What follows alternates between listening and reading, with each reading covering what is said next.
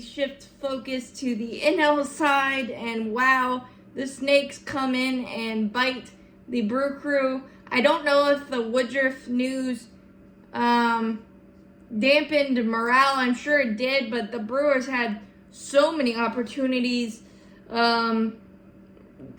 Situational hitting was pretty bad for both sides, but the Arizona Diamondbacks were able to use the long ball, something they're not used to, and had a weird record of 7-7 when they homered 3+ times in a game this season, which you wouldn't think that would be possible, but baseball's weird that way. This time they were able to come out victorious in a Johnny Holstaff type of game, but boy did they make quality pitches when they had to, and the Evan Longoria Gold Glove defensive game, turning back the clock for Longo, is absolutely incredible. I love to see him still playing meaningful and making great plays, because he's one of my favorites when he was in Tampa, and he's just a great veteran now. But man, he made some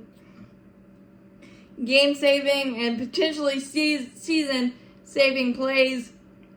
The Brewers got out quick, 1-0.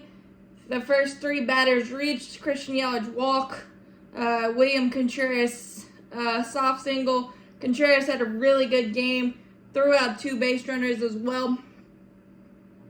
And then Carlos Santana squeaked a single through, and then that's where the situational hitting kind of hit the fan for the Brewers. 3 for 11 punch-outs.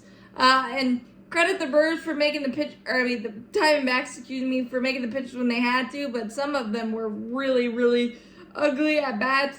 Canna struck out, Frelick struck out, and Willy Adames struck out, and nobody moved after the first 3 batters reached. So credit Font and credit the Diamondbacks for just settling down Font and being able for him to limit it. And then in the second, he gave up a single to Josh Donaldson and just a absolute cookie to Tyrone Taylor.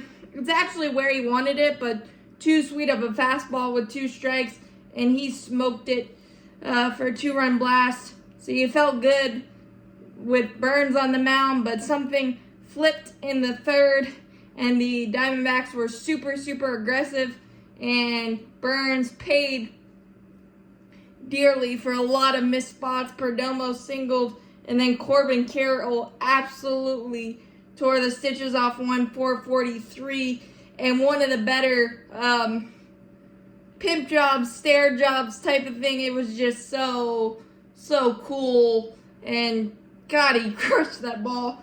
443, and then Ketel Marte got a meatball inside cutter and did not miss it to make it 3-3. And it flipped on about 3 pitches. And then Gabriel Moreno made it 4-3 on a hanger-banger curveball, and he absolutely smoked that one. So every mistake Burns made, he did not get back for the Diamondbacks, and just really good fight back for the answer backs, as they've been called this season. And their bullpen, Johnny Holstaff, but they made dang good pitches when they had to, as I've discussed.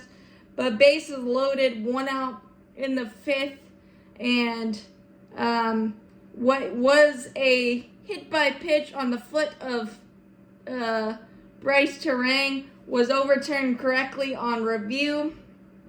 So bases loaded, 1 out, and then Longoria absolutely stole a possibly bases clearing double from Tyrone Taylor, who absolutely scorched one, but Longo was just able to snag it out of the air. And then Willy Adames got too far for the unconventional, amazing double play started by Longo.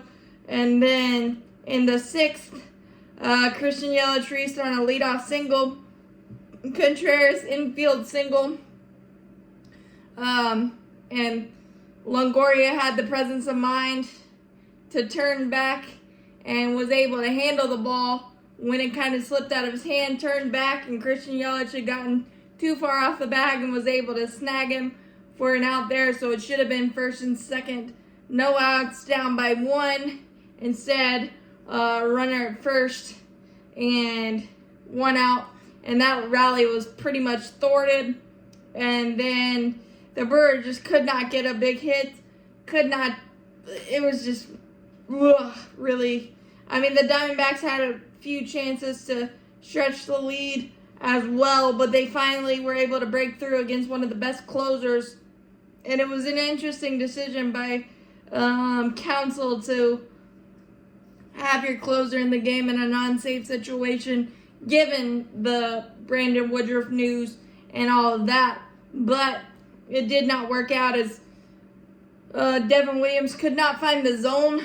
2 walks, and then Christian Walker destroyed a baseball 112 miles an hour with 2 outs to produce 2 runs. And then the Brewers kind of went quietly in the 9th. Sewald did give up 1 base runner, but nothing else. But man, the Brewers' situational hitting was gross, and that's what cost them. They had chance after chance after chance after chance, but the Brewers were able to gut up and make pitches. And sometimes that's what happens in the playoffs. It's just who limits damage better and who's able to come up with the big hit or the big pitch or the big momentum stopper. And the Diamondbacks were able to do it. The Brewers were not.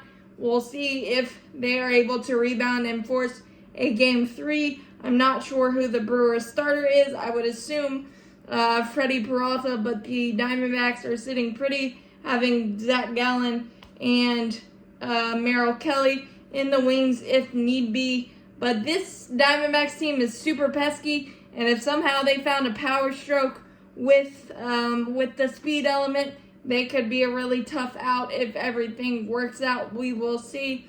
But that was the 3rd game of the day. The upset 6th. The Diamondbacks 6, the Milwaukee Brewers 3.